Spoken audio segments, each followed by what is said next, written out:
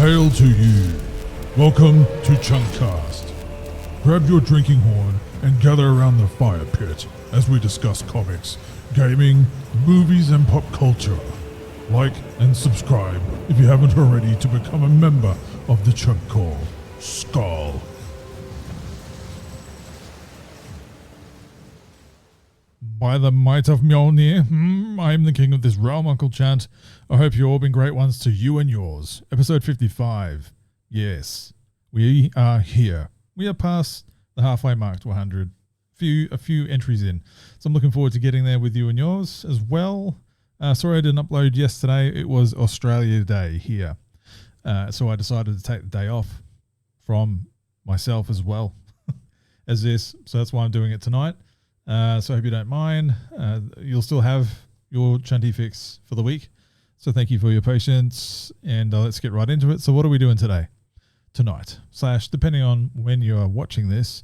So we've got some Palworld discussion. We've got some HEMAN, Masters of the Universe Revolution to talk about, and we've got some Xbox news to go through. So let's get into it. And as always, we have the Ask Chunt coming up here. Cool. Awesome. Now, just to preface here, it is stinking hot in Australia right now. If you're a visual listener, watcher, whatever, and you can see the beads coming down my face, it's because it's hot. And the air conditioning is on out there, but my door is shut just to be nice to my wife so she doesn't have to listen to me going on and on for an hour. And anyway, and I don't have the fan on next to me because it'll just blow into the microphone, I think. So I do apologize if it's a bit unsightly, but it's been stinking hot here. This year it's hottest on record apparently for various reasons. And anyway, before we get into it, I just wanted to let you know that, so you're not wondering if, oh man, what's going on with this guy? He's about to have a heart attack or something. No, not yet. I haven't pushed myself that far yet, but I guess that's next on the agenda. Cool. All right, well, let's hook right into it and go into the Ask Chunt, shall we? Yes.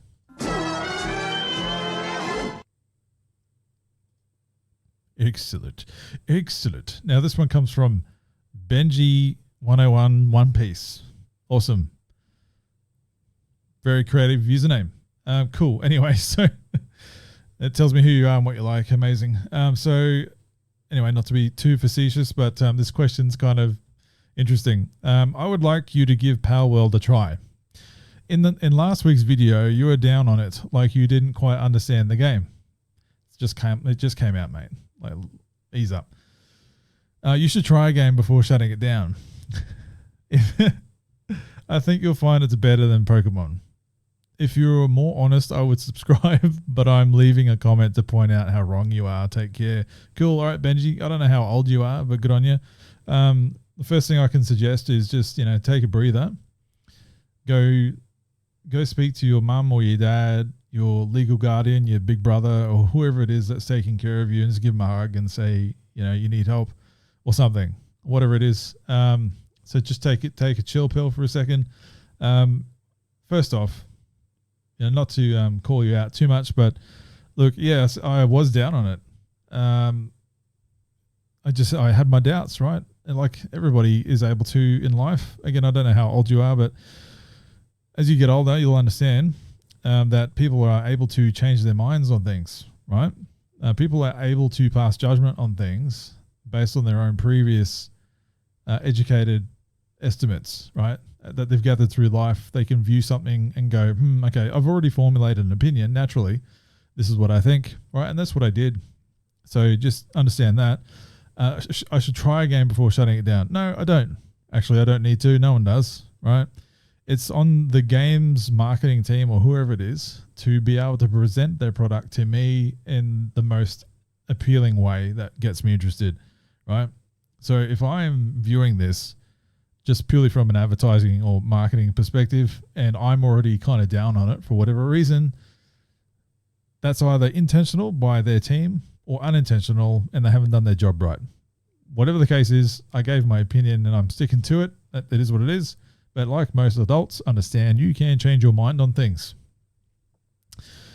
Cool. So you think I'll think it's better than Pokemon? Look, again, that's going to be subjective to anybody. But look, it's not better than Pokemon. Just my perspective. We'll get into Palworld.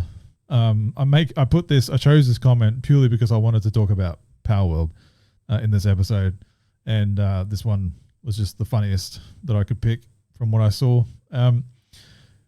If you were more honest, I would subscribe, but I'm leaving a comment to point out how wrong you are. Take care. All right, so I don't care if you're subscribed or not, to be honest. Really, subscribers, whatever. Like, I'm happy with my little pocket of this internet space. If I get more people, amazing. Thank you to all of those others who have subscribed recently as well, by the way. So thank you. That's great. I'm glad you're here. But,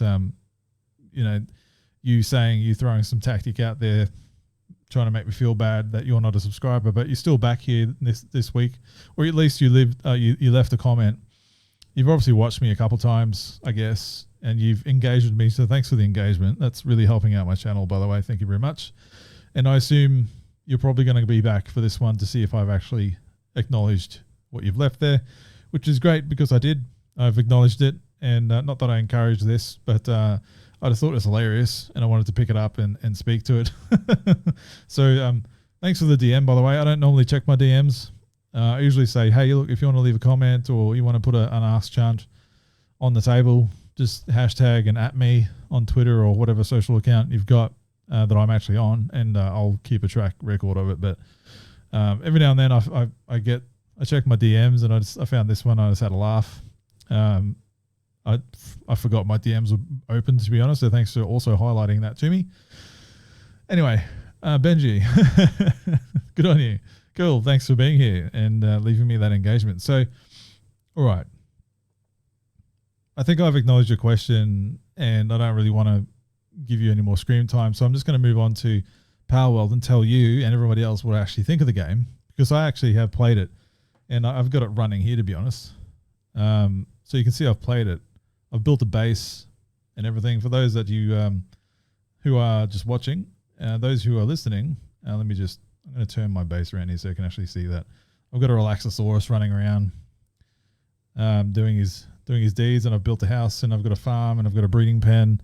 I've got egg incubators, and I've got the whole mining resources thing going down. So I just wanted to show that there, Benji, that I have given it a go. Right, so now you can sleep easy. And just go tell your parents or whoever your legal guardian is who's taking care of you that you love them, and that I am playing Palworld, and you can feel better about things. But I do disagree that I don't think it's better than Pokemon holistically as a whole. I still think Pokemon has the game, that whole section of that game genre, the monster catcher, whatever thing, that whole thing. I know it's debatable that... what's the other game? Dragon's Quest, I think it's called. Dragon's Quest. I think that game did all that stuff first by memory before Pokemon did it. But anyway, that's neither here or there, and it's whatever. Anyway, good on you, mate. I'm just taking the piss, but seriously, go tell your parents or legal guardian that you love them. So let's talk about Palworld. All right, let's get into it. And so yes, I've just shown you that I have been playing it on Xbox, on my console, and I can remote play it on my little I keep throwing this thing at everybody that they should know about it, right? This is my mobile gaming setup, right? Now let me just move closer to my mic so you can hear me. So this is the Nacon Pro MG something, whatever it is, controller. It's the best for my money, I believe, and the build quality is amazing. It's all Bluetooth. You just sit your phone in there. Now I've got a Fold 4, so I get this giant screen. But yeah, this is kind of overkill for a mobile gaming setup. If you're not buying like a Legion Go or a Rogue Ally, whatever the hell, ROG Ally, any of those kind of devices, the Odin and all that stuff. But look, this does the trick for me for now until I upgrade again, maybe this year. Who knows? Regardless of all that, Palworld. Okay, so yes, it's actually very good, right? It's a game preview. Yes, I was down on it. As were many people, they thought this was going to crash and burn, right? Because it was just, it's a Pokemon with guns. Right, I still don't like the fact that it's got guns in the game. I just think that's stupid, to be honest. But I know now that I've had more time with it, and I can hear all, excuse me for clearing my voice right in your ears, and I understand that the idea behind differentiating itself enough from Pokemon right? And the Pokemon Company and Nintendo, that they've added a lot in here to separate themselves as much as they can to avoid any kind of IP or copyright nonsense that's been going on, that whole discussion. So let's touch on that for a little second, right? I understand and I agree that the lines are quite blurry in some areas, right? If you just look at it at face value, right, and you look at some of the Pokemon designs, right, and the concept in general, just Pokemon has popularized and owned, I say that with air quotes, that game genre, that idea of what the game is. Like most people would understand in pop culture that if you're talking about a game that has mechanics as if you're catching creatures to fight for you in battle, everybody refers to it, oh, it's just like Pokemon. That's how Pokemon has it down, right? It's popularized and owned that kind of genre, even though it doesn't own it, right? But those comparisons are fair, right? If you look at it enough at a glance, you're like, yeah, okay, that's just such a blatant ripoff. But then when you start understanding that, there's all this advanced crafting mechanics in there. The world itself is quite barren at the moment, but anyway, the story is almost non-existent from my take. I know there's lore in there through these blue cards that you can pick up around the world, but I hate that. I don't like that. I really don't. Personally, I don't like having to find out about the world I'm in by having to just read something on an item that you might happen across in the game. I think it's a bit lazy. I understand this is game preview and it's got a long way to go. However, I think that presentation could be fleshed out a lot, right? So this game sold 8 million copies or something as of earlier today or yesterday, right? Times that by the $30 American that it costs to buy the game off Steam. That's over $180 million, like well over, right? And that doesn't include whatever the money they got from Xbox to be on Game Pass, right? So these guys are in the money, right? They can afford to flesh this game out over time. The game preview has been successful. It's got the highest concurrent players on Steam history, right? And it's leveling off a bit, but it's maintaining, right? I'm kind of trickling off a bit. I've played this all week, pretty much more or less with my wife, and we've got all our gear. We've crafted a lot of gear, some advanced gear, some advanced balls. We've explored the majority of the map now, but I'm finding myself. I'm addicted to the loop, right? The game loop has me, right? It's grabbed me, and I appreciate it, right? The crafting stuff is fun. I like having all the little pals running around doing the crafting or the resource gathering for me. I've got that cycle down pat pretty much where I can make anything I want, which is awesome. Given enough time. I will say that the crafting needs to be sped up, and I have been upgrading my crafting speed, my work speed, but it doesn't seem to be making a marketed difference, right? And I've got more advanced machinery or pipeline machinery that you can make to speed up making certain items. And even if you get some hands-on with some pals helping you build some stuff, it's still it takes its time and it's boring as hell. The worst part of this game right now is just they need to fine-tune that crafting, right? The fact that I'm taken out of the game, like the wider world, to spend hours at my base, right? Just, okay, I've gone out there and had a little jaunt around the world. I've tried to catch some pals in the world. I ran out of hyper balls or, whatever the next level. There's gigaballs, hyper balls, and then there's something above that. I've made all those and I've spent them trying to catch certain things. And even when you get them down to 1 health, like literally, I kind of chip damaged this big thing down to like 1 health, and doesn't matter what advanced ball I threw at it, it was still coming out of it repeatedly. So there's a lot of fine tuning that has to happen there because that's annoying as hell. The fact that I need to go back to my base, right, and make all of these balls again you got to make refined ingots, you got to make ingots, you got to get stone, you got to get blah, blah, blah, just to make a handful of advanced balls to go back and chip this thing down to 1 damage again and try and get it to be, I don't know, paralyzed with a baton, and it still won't get in the ball and stay in the ball after like 10 balls, right? It's just that whole balance that needs to be done because that's annoying. That's taking my fun out of the game entirely. at that aspect where I do enjoy the base building. I think that's a lot of fun. I like the progression of the unlocking skills and abilities as you progress through the game, and the advanced abilities or the advanced items, ancient items, whatever it is, ancient skill set that you can use, points to unlock other things. Those seemed a bit redundant. Like, they don't seem very ancient to me. I think they could have done something a bit more exciting on that angle. Anyway, some of the PAL paths, like the pathing system where PALs identify tasks that they're actually spec'd out to do and how to get there, needs a lot of work. I found myself getting frustrated by having to pick up a PAL and then take it where it should be and throw it at something to allocate its task. That seems a bit silly. There needs to be a better way to do that. I should have a menu or something, or each machine or each task, whatever, in my base, I should be able to click on an option and then assign one of my PALs. I've got 15 PALs in my base right now, right? I should be able to go through a menu when I'm looking at a machine.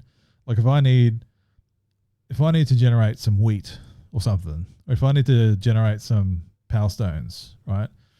And I need a water PAL to just sit there and just keep vomiting all over it until it's done, right? I should just be able to go up to the machine and go, all right, I'm going to pick this particular PAL out of my 15 that has a water skill, and they're going to waltz over here and do their job, right? I shouldn't need to wait for one of them to recognize that trigger, and hopefully they're actually able to make a path over to it in between all the other PALs and things that are around, like trees and rocks. Anyway, that's just a minor gripe. I know it's still in game preview and it's got a long road ahead. The video's frozen, and here we are back. I need to find out what OBS is doing there. I do apologize every week that happens. I've tried changing some of the settings. For those who are watching, not the audio listeners, this isn't going to matter to you, but just acknowledging it in case you do watch. It only happens once, I think, once or twice during an hour. There's something to do with the settings in OBS, and I've tried fudging around with it, but it's hard to replicate. But anyway, besides the point, Palworld, yes, it's in game preview. I get that, right? So all these criticisms probably will get improved, and I know they've already revealed a bit of a pathway ahead, a plan, a roadmap, so to speak, of what they're going to be adding to the game, right? Which is great. They've got a plan. That's awesome. I did hear stories or read stories about who made this game, Pocket Pair, the studio, who they just hired, some students who were interested in working on a game, right, and providing some 3D models, and they just figured it out. Like they were using Unity or something, but then they moved over to Unreal and all that kind of. It's one of those stories. I don't know how true that is, right? I'm not that invested in the game to find out the backstory about everyone that works at that place, but I'm just going to humor that for a second and just say, if that's true, like what a success story.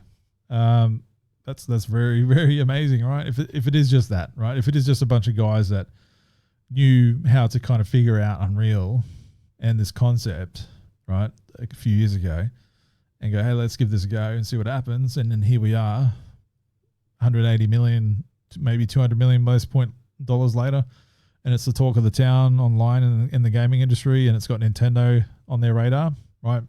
And I think they're a Japan company as well, right? So, first off, the balls for one, but also more the balls if you're a Japanese studio and you've come out with a Pokemon-esque type game, right? And it's like, even some people are like, yeah, that's near blatant ripoff. But having said all that, there's enough in here that differentiates it from Pokemon, right? Where I think, like I used to have earlier this week, I was like, damn, this game's not going to be up here very long, right? But I've had some conversations with some mates, and like Jamie, if you're watching, I know you've made some very good points. So I appreciate that and your insight. And I agree with these conversations I've been having and it's kind of aligned with my thoughts, but also it's given me an extra take of like, oh, that's a good point, right? So first off, Jamie, I think you said it to me, where Xbox would not have let this on their platform if there was any risk of that, right? And that alone, that put my mind at ease, right? Because I've invested a lot of time in this game already, and I started getting a bit nervous about, well, man, I'm just going to waste all my time in this game for it to get taken down, right? or for this developer to reset everybody when it's version 1.0 after game preview. But they've come out since and acknowledging no, that they won't. They're going to be doing some server migration options, and so people can move their characters around if they need to. And I was like, okay, great. So I've still been playing it with that idea in mind. And yeah, honestly, Microsoft and Xbox, they've got people smarter in that place than you could imagine. That would be just amazing experts in legal loopholes and whatnot. They would have seen this. They would have seen this game. They wouldn't have supported this game for Game Pass had they known that there would have been any kind of risk, right? They would have been really careful with this before putting it up on their service, right? So Xbox have got a bit of a winner on their hands here because it's only on PC. Sorry, it's only on Steam and Xbox Game Pass at the moment, or Xbox to buy/stream, right? PlayStation doesn't have this yet, right? Nintendo sure as hell doesn't. I mean, also the audacity for Pocket Bear, if this does survive, would Nintendo even let it on its platform? That would be hilarious unto itself. But I don't actually think the current Switch would be able to run this game because this game is rough as it is, right? This game is surviving on the grunt of like a PC or a good PC, or the grunt of the Series X and Series S, right? Or the grunt of the Game Pass service slates, right? If you're on anything less than that, I don't think this would run locally in its game preview state on a Switch at all. Right? I really don't. It's buggy. It's rough as hell. But it's got enough charm and character there, and the game mechanically is sound, right? I can see this turning into something very, very, very cool, right? A legit competitor to the Pokemon Company, right? I purposely have gone out of my way not to forge any guns in this game. I've gone as far as a crossbow because I just think it's stupid, right? I personally have been using the pals that I've gathered to fight the battles for me, right? And if it's taking too long, then I might take pot shots with a crossbow to chip away a good chunk of health at a time. But that's how I want to play it. It's probably not the best, and I know it's not the best way to play it. But I don't care, right? That's how I want to play this game, and I like that I have that choice. I just think it's silly that you're going to give me some weapons and guns and bazookas and arrows and crossbows and whatever, when the whole concept of this game is not only to build a base, to level up your pals, find better pals for your crafting and resource gathering stuff. To catch pals to fight other pals with you, right, or for you, but then just to have the option to shoot with guns and stuff. I don't know. Maybe I'm in the minority here, but I think it's stupid. And that's how I'm going to choose to play this game, right? I'm going to level up my pals in order to fight the bosses for me, right? But the furthest I'm going to go is a crossbow, right? I like that fact of sitting back and watching these two big beasts, duke it out, right? It's cool to see, right? And that's what I like about Pokemon. And I understand that seems a bit contrived because you're like, well, if that's how you want to play the game, why don't you just go play Pokemon? And I said, yeah, I would say, yes, I will.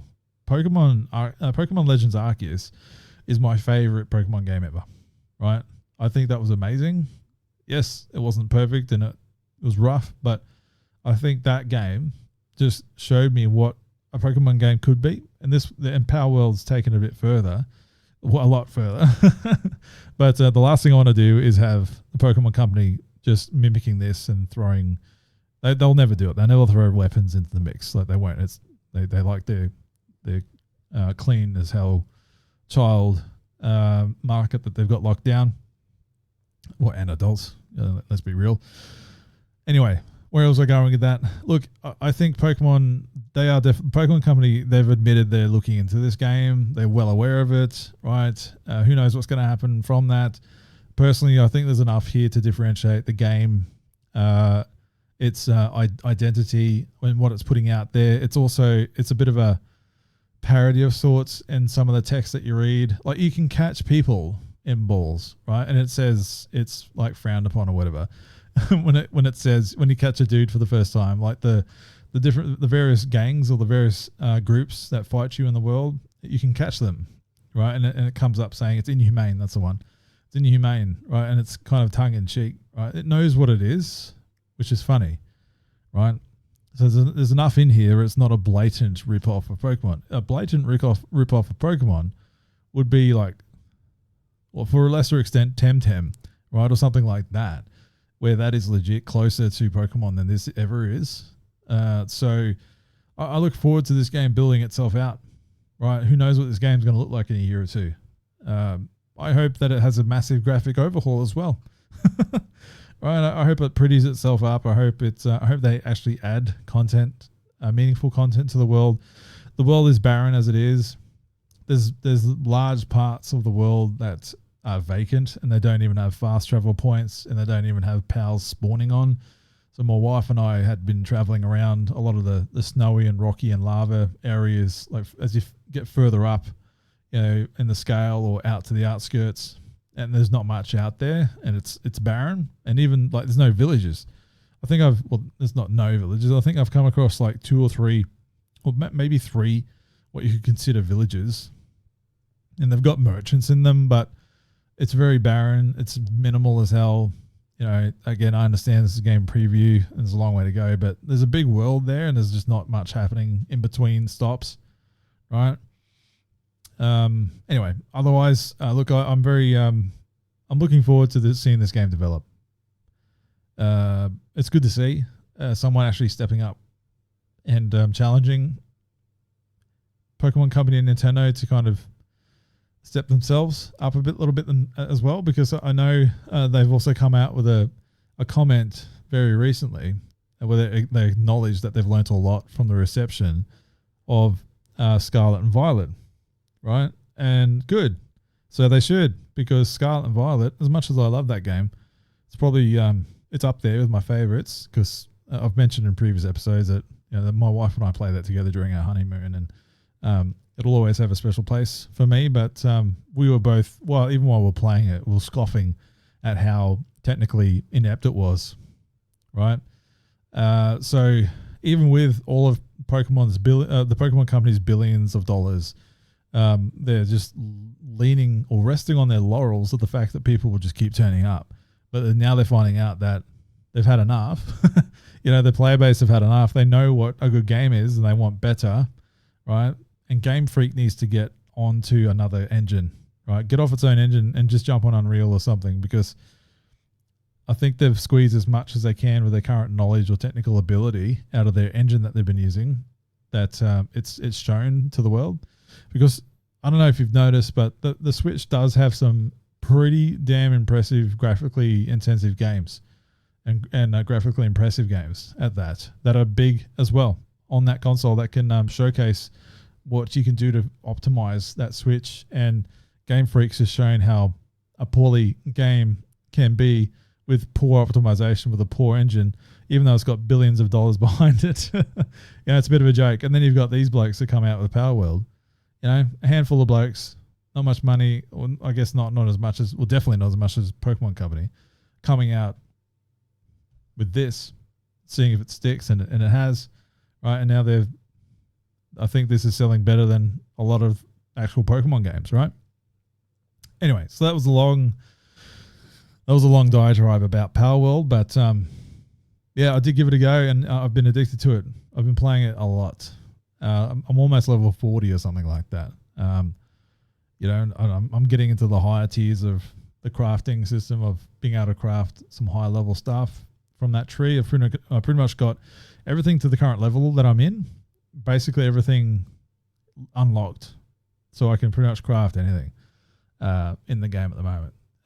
It's got its claws in me. I'm going to purposely take a break for a few days, because it's just gone a bit too far. Like, it's just, you find yourself losing hours, right? And just in the crafting alone, because you want to go out and explore the world, but you need to set some serious time aside to allocate enough, just the balls, the power spheres, just to get enough of those to go back out into the world again. It takes too long.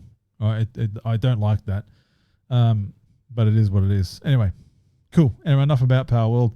Let me know if you've played it, what your thoughts are in general about this whole Palworld Pokemon discussion thing.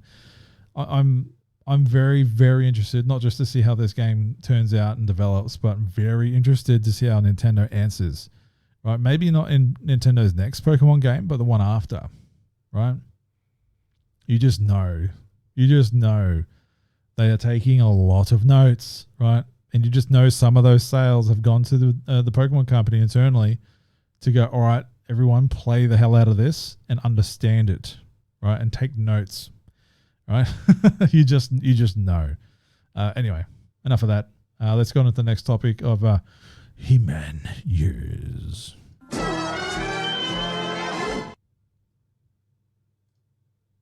Excellent. Thank you for that. Thanks for joining in. Thanks for sticking around. We talked about Palworld. Now we're moving into HEMAN. Cool. Masters of the Universe Revolution. Okay, so, oh God, I'll just say it straight up. I loved it. Yeah. All right. Next topic. Awesome. Thanks for being here. Anyway, so yeah, I really enjoyed this a lot. It was amazing. The only problem I had with it is it's only 5 episodes. Yeah, that sucks. So let's do a bit of a recap. So Masters of the Universe Revelation came out a couple of years ago, and it just single-handedly nearly just killed the franchise for a lot of people, and the longtime fans hated it. I hated it. Yes, there was a few cool bits in it, like the first and last 2 episodes. I think it's safe to say, and I don't want to spoil anything in case you do want to watch it. But there was a lot that happened in that series that it's very current era, and nobody cares for that. Nobody, right? This Master of the Universe is going to be in its 40th anniversary this year. It is in its 40th anniversary, either this year or last year. I can't remember, but it's happening now, right?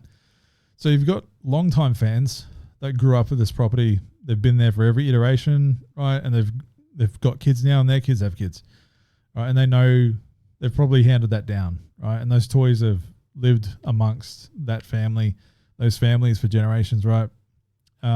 It wasn't like that for my family. My older brother was into He-Man, but it just didn't filter down too much outside of a couple really bad New Adventures of He-Man figures. But I've since watched the I know there was a 2011 or 2002 series, I think it was. That was really cool, but I didn't get to see a lot of it. I hope to go back and watch it one day, but that was a fan favorite for years as well. And He-Man went away for decades, right? And then you come up with this series that Kevin Smith is the showrunner for, and absolutely I think he had a meltdown right after this because the internet just turned on him, right? Good when it came out, and some of the things that happened during that season, and some of the character interactions and characterizations were a bit off, and it was going the current era direction that, not to, I don't want to, I'll just say it, like they were shipping people that didn't need to be shipped, and I hate that term, but people on the internet keep using it. Like for years, right? The fans have been like, okay, Prince Adam or He-Man and Teela were always, you always kind of saw them as an item or potential, right? And even in the comics over the years, right? But then along comes Master of the Universe Revelation, and He-Man and Prince Adam's barely in it at all. And it's a Teela and Friends show, and all the females are huge, buff, massive shoulders, and all the men are shit. I didn't want to swear in this episode, but it is what it is. All the men suck, and all the men are weak, and it's just this girl boss kind of thing that's going on. And Teela and this new character, the replacement Man of Arms, they were trying to like force this thing to happen between these two women, and just all these illusions of people being gay all throughout the bloody thing, and I've got no issue with that. But it's like, come on, this is He-Man. This is Master of the Universe. Like, you want to see He-Man and Cringer and Battlecat and Man at Arms and whoever else saving the day and fighting Skeletor and doing these epic stuff in Grayskull, right? But it just wasn't that. The first 2 episodes and the last 2 episodes, I think, were it. And anyway, if you've been lying under a rock or you're just not familiar with this, it's all over the internet, and people are still talking about it even now this has come out, right? But this corrects the course. I'll say that. It's amazing, right? It's about half as long as the season prior, unfortunately. But I think that's just a direct result of, I think they had to course correct very quickly because animation takes a long time, right?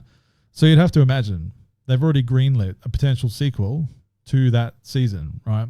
So they already started developing some storyboarding or, progressing that production in the hopes that it gets greenlit, right? So they're already ahead.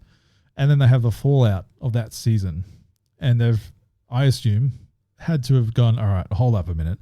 We're on the verge of destroying a franchise here. And Kevin Smith is quoted last week or so before this season came out saying that was never his intention to just to walk in and kill a franchise.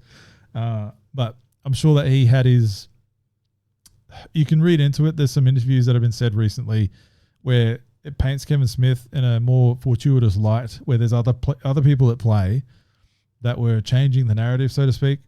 And I think Kevin Smith just had to roll with it, and he's had to deal with the fallout because he's Kevin Smith. He's the bigger name compared to the other ones, and he was at the forefront, right? So this comes out, and I'll just say, like, I enjoy HEMAN, I really do, to the point where the CG show, right? And I was talking in the Palworld topic just before about making judgment or being able to change your mind like grown-up people can do, right? I saw the trailer for and some screenshots of the Netflix CGI series for He-Man that was more directed towards the younger audience, and I thought, oh bugger it, I'll give it a go because I just wanted to see some more He-Man stuff. And my wife and I watched that series and we marathoned it after, like, we were hooked on it. I loved it. That show was so good. The writing was good. The characters were on point. There was no agenda. It was very even. Everybody got screen time. He-Man was there a lot. There was really cool action. Skeletor was amazing. Right, all that stuff was going on, and that was 4 seasons. Right, and I've got almost the entire collection of that toy line. I've got the Grey Skull, which is amazing. By the way, the only toys from that toy line I don't have are two of the bikes that weren't even in the show anyway. Right, and some other Tila figure, right? But I've got one that's enough. So I really enjoyed that, and it took me by surprise because this animation for Master of the Universe Revelation and Revolution, that's what I wanted to see. The animation is stellar. Even though I hated the previous season, the animation was stellar. All right, the character designs were great. I loved it. Everything else, like visually appealing and adult, like it was grown up, right? I loved the tone and the character designs and the story and the world that they were building, but I just hated the current year stuff that they were forcing down. Like, come on, like, know your audience, right? Know your audience. It's you're trying to get the old school fans back to watch it with their family that they've been celebrating this franchise for 40 years with, right? You don't then remove the central character for 2/3 of the bloody season. Right, and I'm dancing around it, but I have to speak to it. You don't remove the central character, and I don't care about that conversation about, but it's called Masters of the Universe, not He-Man and the Masters of the Universe. Yeah, well, the original toy line was just called Masters of the Universe as well, right? The vast majority of the He-Man centric toy lines have just been called Masters of the Universe, right? The cartoon, the Filmation cartoon was called He-Man and the Masters of the Universe because they were just trying to pinpoint that He-Man was the main character. But He-Man always was the main character. So this series being called Masters of the Universe is just what the IP is called, right? It's not saying anything different, right? Everybody associates Masters of the Universe with He-Man, right? He-Man is the central character. The battle between He-Man and Skeletor, it is what it is. So I don't agree with that discussion of like, well, it didn't say He-Man in the Masters of the Universe. It just said Masters of the Universe. It had nothing about He-Man, so it wasn't a bait and switch. It was. Because every interview before that season coming out was saying He-Man's in a lot. And it's about He-Man doing this and that. Anyway, so I won't go into too much more of what happened before because there's a lot of it documented. But it just gives some context into what is happening with this new season. Right, so I just needed to speak to it a little bit. So now that you've kind of caught up a little bit, you can definitely tell the tonal shift in this Revolution series. It definitely caters more to the established fan base, right? It's definitely put together in a way where you technically don't need to see Revelations at all, but you do benefit from watching that previous season for obvious reasons if you've watched it. But you can watch it without it. It's just you might just be like, well, what's happening? Why do these characters look like the way they do? Right? clearly something has happened before here, like there's some prior knowledge required, but the rest of it does enough world building for you that you get caught up very quick. And how can I say it? It rights some wrongs with some characters. It pushes a lot of right ahead, which is great, and it opens up for more, right? It just opens up this universe a lot more than the first one did. And I can't wait. I hope they do another season. I personally went on Twitter. I didn't think I'd get any reaction or anything, but I went on Twitter and just tagged Kevin Smith, just saying like, well done, mate. Like you and the whole production team, this is amazing. Just trying to, I think Kevin Smith is reveling in some of the positivity that's coming out of this season, and deservedly so.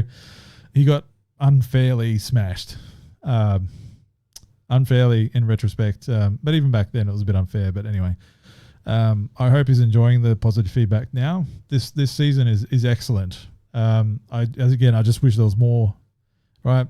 And I do sound like a bit of a hypocrite saying that, because I'm one of the people that says I don't need every season or every show to be 10 or 12 episodes if it's just going to be full of filler, right? And I still agree with that, right? There's a lot of shows out there could just be a movie, or hey, let's just make it a trilogy or something, right? A lot of the Marvel series, a lot of it's filler and crap. Why don't you just condense it to 4 or 5 episodes and make it a strong experience instead of 10 or 12, even 6, like 6 or 8 episodes.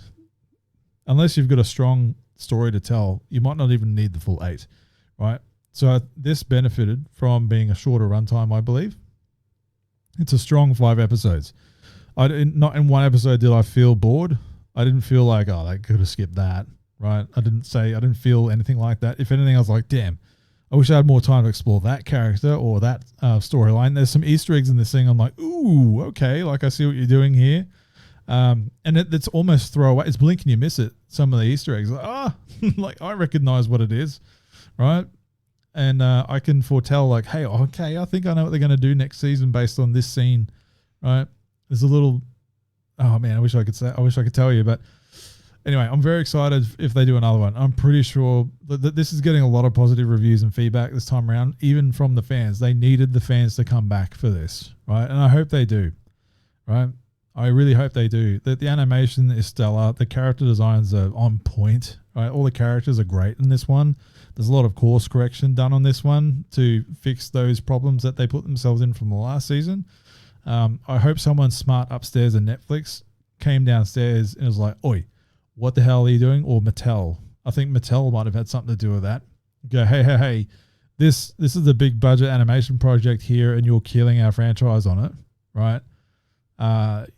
Fix that problem, please. Right? I think there would have been some conversation like that. I mean, if I was Mattel or whoever and ran this IP and understood what the fans are and where they're from and what they're wanting, I would have seen the fallout from the previous season and go, hey, stop that right now and fix that, right? I mean, fair enough. They might have thought it sounded good on paper, right? Because they would have, whoever was shepherding that, whoever the personage from Mattel was like overseeing the previous season's project or approved it, right? They must have seen it, all the stuff that they were putting forward. I don't think they would have been surprised, right? They would have approved on their story treatment and whatnot to go ahead with it, right? But I think they were just kind of basing that on some current metrics on current year stuff, right? All the talk about identity and, sexuality and whatever, that kind of stuff that's going around. I think that might have informed their decision, right? To be like, well, maybe that's what the modern audience wants, if I can get that out, which is wrong, right? The modern audience doesn't want that, right? And if that's the modern audience that you want to target, then there's not enough of them to make it successful, right? And all you've done is just once again, it's done at Disney. All you've done is alienate your established lifelong fan base, right? And now you're playing catch up and hope they come back. But I really do hope they come back because this was really good. Excellent. Even the toy line, the Masterverse toy line, it's excellent. I've stopped myself from going to Masterverse toy line. I got my CG Netflix complete collection. I'm considering it complete because who needs 2 other bikes when they weren't even on the show? I even got Mossman, who is impossible to get. I found him in a random JB Hi-Fi in the last month or two. Random JB Hi-Fi here in Australia. It never came. It was not released in this country, right? It was a very minimal. And this is going off the rails a bit, but there was a Mossman release for that toy line. They cancelled the toy line that was to bring in the season 4. Sorry, or whatever season it is. There was, I think it's season 4 they cancelled. I correct myself before. I think, it's only 3 seasons. I think they were going to do a season 4, but they cancelled it. And there was a toy line. They had one wave come out, and then they cancelled it. And there's a Mossman in some of the promo material, but it never hit retail. And it made it to one retailer in America, a small retailer. And that's the only place you could get it. And it was very limited. So for me to find that, just seriously, I was in JB Hi-Fi looking through some Transformers and, look, some Masters of the Universe stuff, and a couple of Masterverse figures, and then I kind of looked behind a few bits and pieces, like, hey, what is this? Oh my god, this goes for like $300 on eBay. What the hell, And I got it for $22, right? And it's sitting there on top of my grey Skal with the rest of them.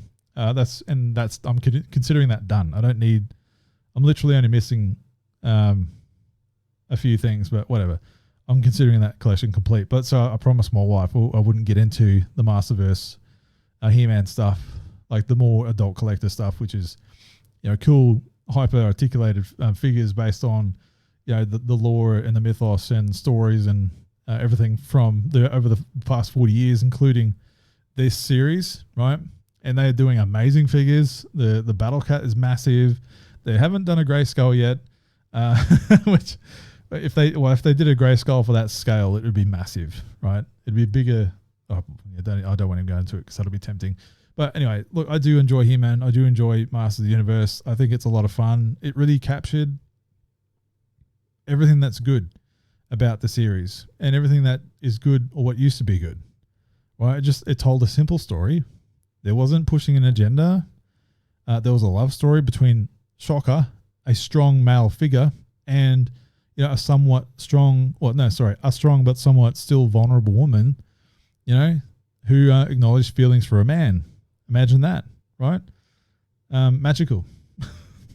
It told that age-old true story dynamic that's just wholesome and natural and true, and it just felt good. It wasn't pushing anything bad. It was, it had good action in it, amazing animation. It was everything that I wanted that the first series should have been, right? And the lore, I liked how it was going into, the lore is awesome, man. The Masters of the Universe, the lore is awesome. Some of the characters look really stupid, but even this series has made a way to make the stupidest looking Masters of the Universe figures and characters look good, right? So more power to this studio and Netflix and Mattel for putting this together. Hordak is a beast in this one. He's quite brutal. Really enjoyed his characterization in this. Keith David does an amazing job as Hordak. Mark Hamill does another stellar performance as Skeletor.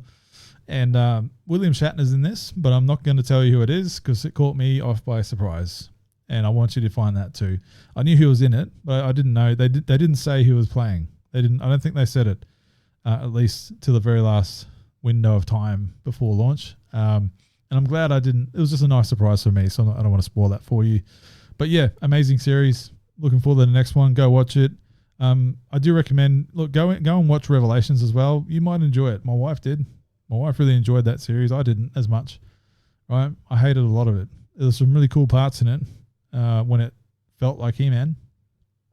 But the rest of the time, I just couldn't care. The world building in that series was good though. I enjoyed the places that they went. Some of the lore that they were building, some of the world building that they were doing.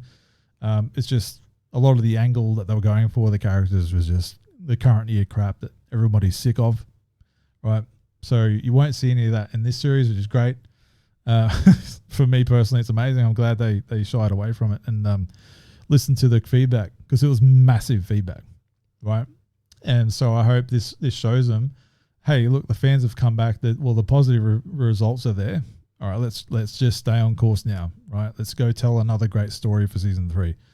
Because what they've set up here, yes, and it does set up for another season. What they've set up here is really cool, right? I'm very excited, and there's there's a nugget of a character that isn't seen very often in the Master of the Universe HEMAN conversation. I don't want to spoil it. But the way that they're doing it, it's taken from a DC Comics run, and I kind of know what that is. And I was like, oh, okay. Like there's the after credit scene or whatever. Like, oh, that's an interesting little nugget to throw in there. Cool. Right. So anyway, there's a lot in there to like. So go ahead, watch it. Let me know what you think about it. And let's hook into the last bit here. Now this is the next part of this conversation is Xbox news. That's pretty bad, but I've got a bit of a take on it, so I won't spend too long on it. But thanks for joining me for the He-Man portion of this. I really enjoyed talking about that. And yeah, let's hook into the next one and then we can wrap it up after that conversation.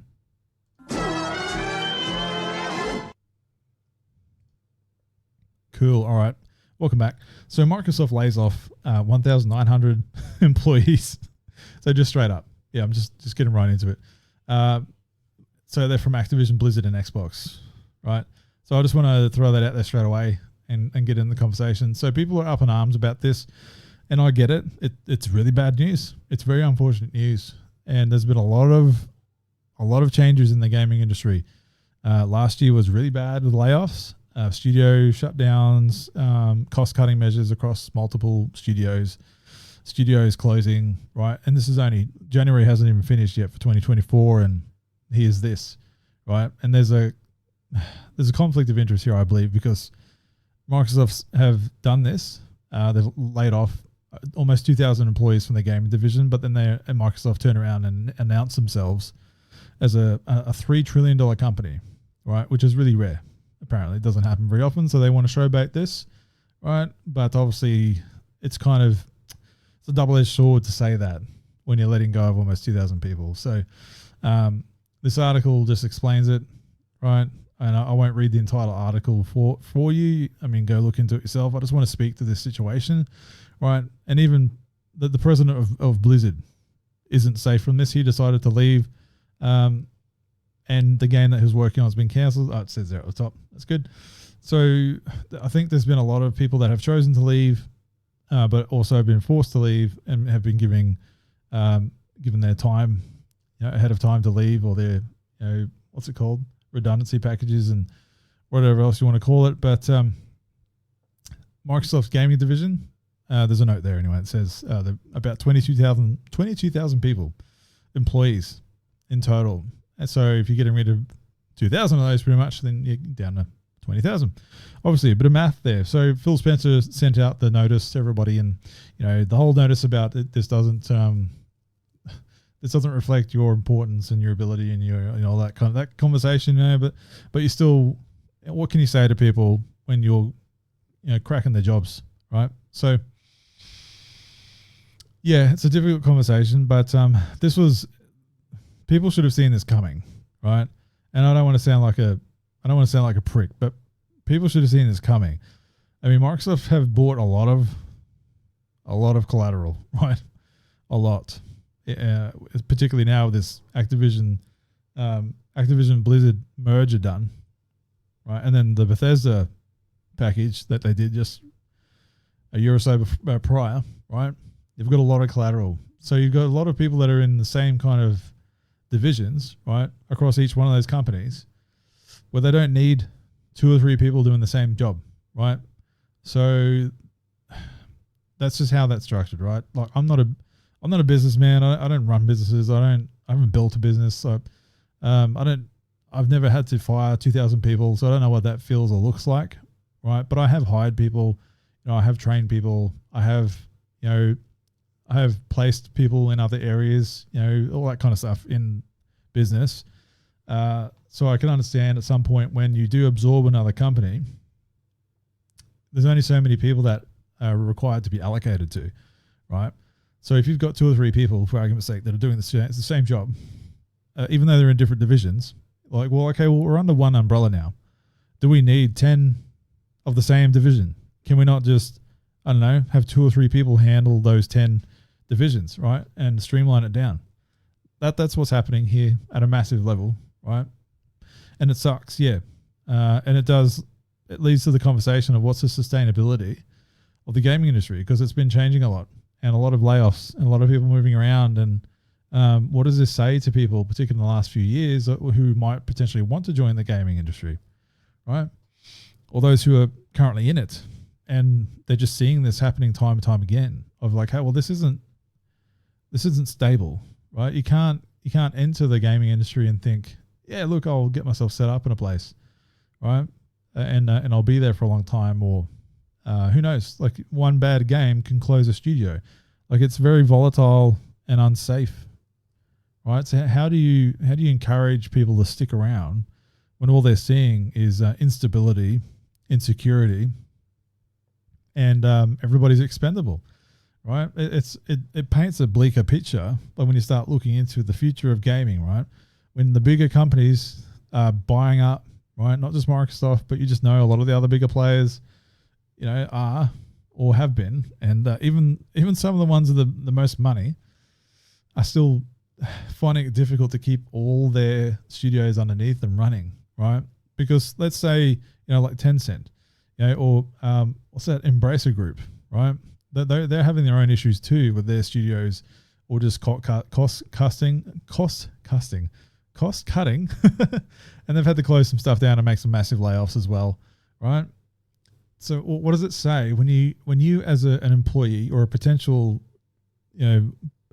person or individual wanting to enter that workforce, and you've been studying and you've been practicing your skill, and you're like, yeah, I want to go join a game company now and get into the nitty gritty of the industry and build something or whatever else, but you start seeing all this, you've been studying for years, and you're like, oh wow, it's a completely volatile industry, and it has been for a long time, but it hasn't really been spoken of at volume until the last 5 or 10 years, and you're like, well, okay, is this still an industry I want to be in? It's much like Hollywood, right? I think there's a stat out there that says that the highest unemployment rate is acting, right? Because you get one gig and you might not get another one for months or a year, right? So what are you going to do in between? You're waiting for your next gig, living off that payout that you got, or living off that salary you earned, or whatever it is, the residuals, if you get that at all, right? And what happens if you don't get another gig? What happens if that movie bombed? And it's the same thing with the gaming industry. What happens if that game that you were a part of bombed, right? That goes on your CV, right? So you were part of a game development that failed to put out a selling game, right? So anyway, that's going into the weeds of it, but it's a real discussion to have, because when you see stuff like this even happening at Microsoft and Xbox, right, and you're seeing it happening to other game studios and companies around the world making massive layoffs, when even though it should be expected, because when massive companies do mergers, people are always going to lose, because you don't need 3 people doing the same job. That'll happen anywhere. The business that you're working for, if that suddenly gets absorbed, right, you damn well can be sure that some cost cutting and streamlining will happen, and your position might be up for grabs, right, or for cutting, right? And if there are 2 or 3 people doing the similar job that you do, but they've been in separate divisions this whole time, they're probably going to look at, well, who's the best one? Well, who do we most like? That's what it comes down to sometimes, and that sucks, right? So now you've got literally thousands of people, right? Not just from this instance, but thousands of people over the last 12 months that have lost jobs, that have had their jobs cut in the gaming industry. That sounds really bad on paper. Yes, it does. And it's bad in real life as well. Yes, it is. But I think there's another silver lining here, right? Because I know that there is a lot of upcoming studios, right? Or a lot of studios who are already there, but they might not have the right talent on board, right? Or maybe there's an opportunity to build a new studio, right? Some of these people might know each other already in the network, and they go, look, this sucks. Hey, let's go do our own thing, right? We'll take our expertise. Let's go make our own publishing house, right? Let's go make our own game studio, whatever it is, right? This is what I hope to come out of this, right? To see the positive stories maybe come out from all of this. So when you have 2,000 people leaving a massive company like Activision Blizzard and Microsoft, like there's a lot of expertise just in those names alone, like community managers, right? Marketing. I know there's a layoff for the physical media type stuff, right? Because we all know that the physical media is dying. We all know that. So Xbox is probably going, look, We still have to facilitate a physical point of presence, but let's outsource it, right? That's probably what's going to happen now, right? Why will they need a division when you just know that digital is the way it is. It's going that way, right? It's happening. And whether you like it or not, and I'm already there. Like, as far as gaming goes, I'm already there. And I've had this discussion before, but like physical media, I'll always be around for physical media, right? For books and movies, right? TV shows and movies, I want them on my disc. Thank you very much. Because you can't take that license away from me, right? And it's on the disc. That movie is on the disc, right? Gaming is different, right? Gaming is and it's been like this for years. If you buy a disc, it's probably got maybe, a lesser build on it or half a build on it or something that literally needs to be patched in order for it to be playable, right? Or some variant of those scenarios, right? So those discs that you're buying, and even some Nintendo cartridges now, right? They're just all authenticators. They're just licenses to play the game and access your game, right? That's been a thing for a while. The fact that you go out to your local shop and buy a game disc means nothing these days. It really doesn't, right? So I know there's a pushback, and like, how do you answer that, right? You got Final Fantasy 7 Rebirth coming out on 2 discs, but even then, what does that mean? How much of the game is actually on that, right? And because we're in this culture, and we have been in this culture for games that need to be constantly updated over the years, because they're just too big and too complex, that it's almost incapable or unable to be completed, right? There's almost no set date that can be laid for a game to be considered finished anymore, right? Whereas prior to the internet, right, or prior to the actual internet facilitating those updates, when a game released, that was it, right? That was it. If you couldn't make a release date back then, and you had to put the game out as it is and it was broken, that was it, right? Whereas now there's been a dependency on being able to update a game post launch, right? So unless it's not going to happen, but unless the world shifts entirely back to a model of you cannot release a broken game, right? Or you cannot release an incomplete game. But then the discussion is, what do you consider an incomplete game, right? So I'm saying that conversation because the fact that Microsoft is looking at outsourcing its physical media, sales, right? And the leaks have come out of their next console revision as being just all digital, right? You're seeing the path already being laid. It's been laid for years. But myself, I stopped buying physical games for the most part since Xbox One. I've got a handful of Xbox One games physically, and they're down there on one shelf. And because they're just some of my favorite titles, that's about it. But even then, I've stopped, right? Nintendo is the only game console that I buy physical games for, that I actually can buy physically, right? But even then, Nintendo sells games that you can only get digitally in Australia anyway. I know there's limited run games and all this kind of stuff where you can get some of those games that don't get physical releases at retail, but I don't want to chase that wheel, right? So we're already going down that path. But as far as Nintendo's concerned, I'll keep buying. I like the cartridges. I like buying my Nintendo games physically. If they went to discs, I would stop buying them, right? There's something to me about the cartridge. It seems more tangible to me. It's just really weird. I've got my oddities, right? I know what I'm saying contradicts a lot about other things I'm saying, but I haven't bought a physical Xbox game in a very long time. I think Sonic Colors Ultimate.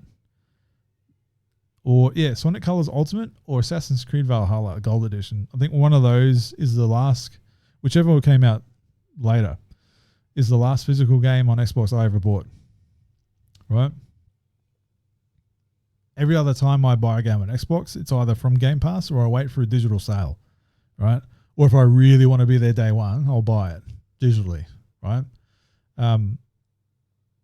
So I'm already there. I have no need for a shelf full of... let's be real. My Xbox library, on my Xbox that's out there at the moment, my Xbox Series X, if you go into my library, it's close to 400 games, man, right? So let's be real for a second. That's like, original Xbox, that's 360, that's Xbox One, and now the Series X generation, right? All those games in my back catalog, just on that console alone. It doesn't consider the fact the 120 something physical games I've got on my shelf here from the original Xbox 360, PS3, all that stuff that I've kept, right? How do you manage that, right? As a normal person, how do you have 400 games? How do you have that in your room, right? I know you've probably got a massive bookshelf, but let's be serious for a second. I couldn't do that, right? I don't live in a big place, right? So I went all digital because I was like, look, if I keep picking up the games at the rate that I'm doing it, I'm not gonna have any room for anything, right? And even I know I'm an advocate for books and physical movies, right? I would prefer the room on my shelves and in my apartment for big, thick, hardcover comic books or actual books or physical media for movies, like movies and TV shows, right? I'd rather have space for that because I don't need updates for those, right? That's different. You actually are having that there. I could probably do a whole other discussion here in a video about why I prefer physical media. But for gaming, I know it's a bit of a catch-22, right? Because there's so many games that are coming out these days. And Xbox sees this. These bigger companies see this. They've seen this for years before we even saw it, right? So it's happening. It's going to happen. PCs, Steam has been a reality for that for many, many years. Many years, right? But you don't see people complaining over there too much, right? I know there's the old school crowd that likes the big box PC games, right? But even that's a dead thing, right? So the fact that we've been lucky enough with Xbox and PlayStation, Nintendo to get physical games, even though they don't mean crap anymore, those discs don't mean anything. It's just an access key, an authentication key for you, and you need to be on the internet to get your day one patch, right? You can probably try and install the game that's on the disc if it has much on there to play it, but it might not be playable. And if it is, it's probably like a buggy version of it, right? So even then, you're not getting the best experience. Anyway, so there's a lot in this discussion about these layoffs. Yes, the headline sucks. Yes, the reality and the people side of things really sucks, right? Starting the year like this for, some people starting the year off like this and they might not even know where to go. Like, how do you displace 2,000 employees and hopefully that they land their feet in some other studio, right? Hopefully, or maybe they start a new one. That's what I hope that happens. I hope everybody ends up, where they should be. But look, the reality of it, this is happening. This is the bad side of companies like Microsoft and Xbox acquiring studios like this. It's great for us because it's potentially more content, right? Potentially more games, but at the behest of what? That's the bad side of it. But anyway, look, I spent a long time discussing that. I just wanted to speak to it a little bit because I know the conversation's happening out there, but that not a lot of people that I see are kind of speaking to the other side of it, right? Just the realities of it, right? And that people should have seen this coming from a long time ago.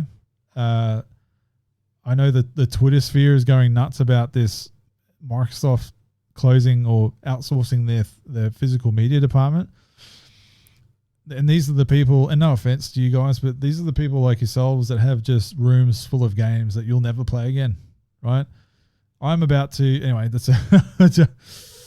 I could go on for another 10 minutes about that, but I'll do it in a separate video. But anyway, let me know what your thoughts are on this.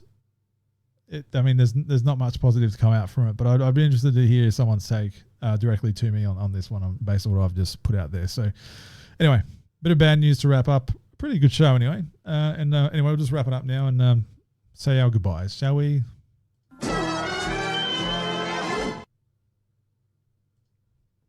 Excellent. Well, thanks for sticking around. This has been a very hot and sweaty Chuntcast 55. It's very hot here in Australia. It's ridiculous. It's nighttime here. It's 8 o'clock at night. I'm doing this. I waited as long as I could to be in this room. I could have done this earlier today, but it was stinking hot. I wasn't going to do it to myself. So I waited as long as I could to do this. I'll upload this as soon as I'm done and I'll see you then. Look, until then, I'll do my normal roundup here and just do my social stuff. I wish you thanks for your time. Oh, that's the most important thing. I shouldn't, I kind of messed that up and I mean no disrespect there, but I always try and wish thanks, right, for your time and including me in your day. That's particularly your weekend, if you're watching this on a weekend, or just any time of day, to be honest. Feel free to follow me on my socials, Uncle Chunt, on pretty much all the major socials there. or unclechunt.com if I can get it back up again. I haven't heard back from my web developer hoster, on getting it back up, so I might have to find another hoster. In the meantime, thanks again. Thanks for joining. Hope you enjoyed the conversation. I look forward to comments below.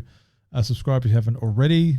In the meantime, till all are one, and may the power protect you. Yes, indeed. Toodaloos. Bye.